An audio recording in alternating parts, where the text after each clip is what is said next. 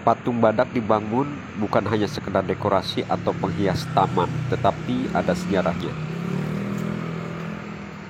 Sesuai dengan program Pak Gubernur, jam 9 malam itu tidak boleh ada yang berkeliaran anak sekolah. Ya.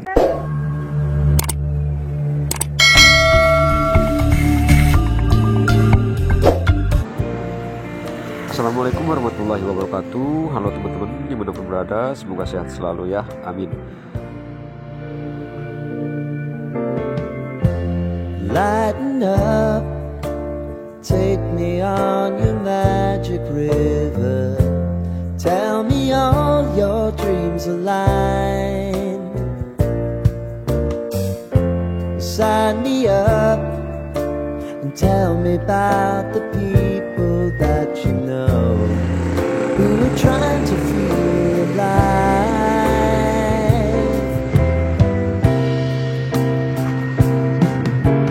Life can get hard, so honey, if you need to cry,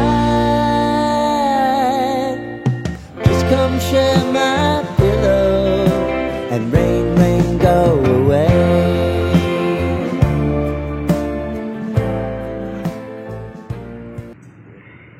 Ya, ini adalah pemeriksaan ya. Jadi setiap jam 9 ini sudah ada pemeriksaan dari Satpol PP sesuai dengan program Pak Gubernur. Jam 9 malam itu tidak boleh ada yang berkeliaran anak sekolah. Ya. Nah, ini sedang ditanya-tanya.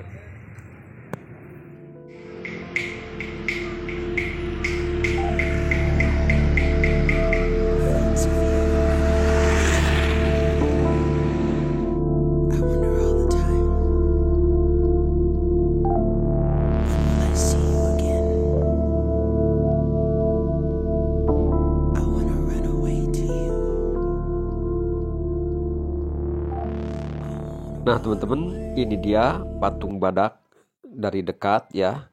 Nah patung badak ini dibuat bukan hanya sekedar dekorasi atau penghias taman saja, tetapi patung badak ini dibangun oleh Kang Deddy Mulyadi karena ada sejarahnya.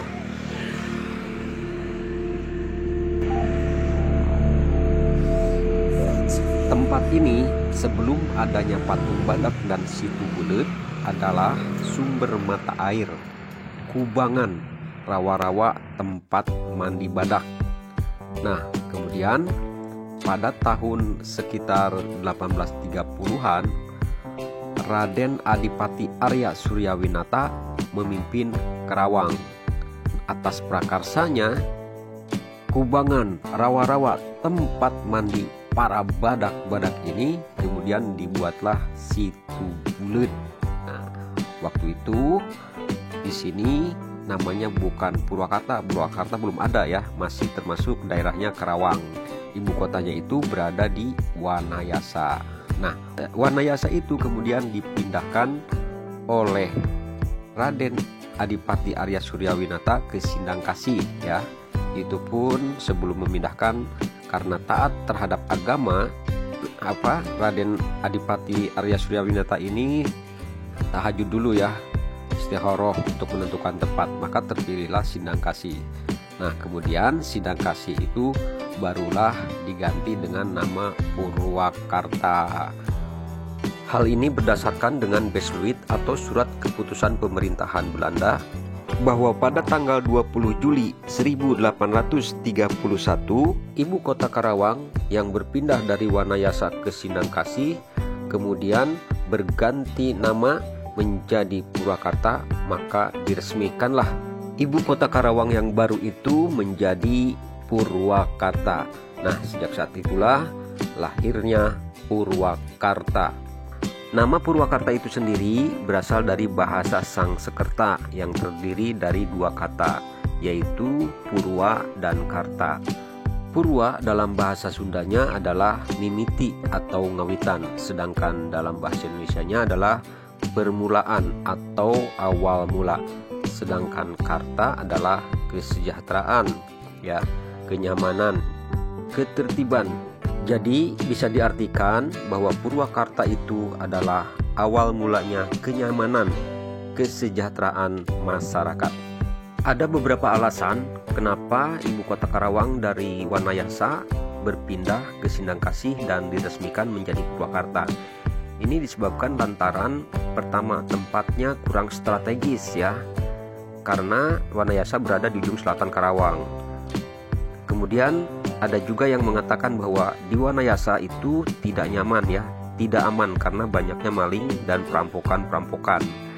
Dan kemudian kalau di Purwakarta itu tempatnya strategis, berada di tengah-tengah kota Karawang dan dekat dengan Sungai Cikau yang merupakan jalur transportasi dan pasokan barang, karena waktu itu pasokan barang dan transportasi masih mengandalkan jalur sungai, sehingga Sungai Cikau pun pernah dijadikan pelabuhan sungai. Untuk transportasi jalur kereta waktu itu belum ada ya, karena jalur kereta api dibangun pada tahun 1902 dan jalur operasinya baru diresmikan pada tahun 1906. Sementara hari jadi Purwakarta, lahirnya Purwakarta itu 1831 ya, jadi 1831. Alasan lain kota Purwakarta dijadikannya ibu kota yang baru itu dikarenakan suasana dan udaranya yang berhawa sedang, sehingga kolonial pemerintahan Belanda itu sangat menyukainya. Jadi kesimpulannya bahwa Purwakarta ini dijadikan ibu kota baru Karawang demi kelancaran jalannya pemerintahan dan juga kesejahteraan masyarakat. Oke teman-teman, jadi seperti itulah ya cerita tentang patung badak yang berkaitan dengan Situ Bulet, juga dengan hari lahirnya Purwakarta. Jadi kurang lebihnya seperti itu. Kalau ada kekurangan mohon dilengkapi.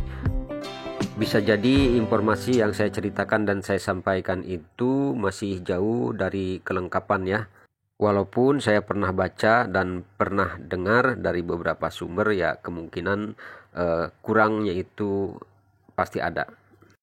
Jadi patung badak, Taman Air Mancur Sri Baduga, Situ Bulet dan sekitarnya, serta Taman Anak Surawisesa yang dibangun oleh Kang Deddy Mulyadi, yang sudah dibangun, ditata rapih dan diperindah, di baliknya mempunyai nilai sejarah.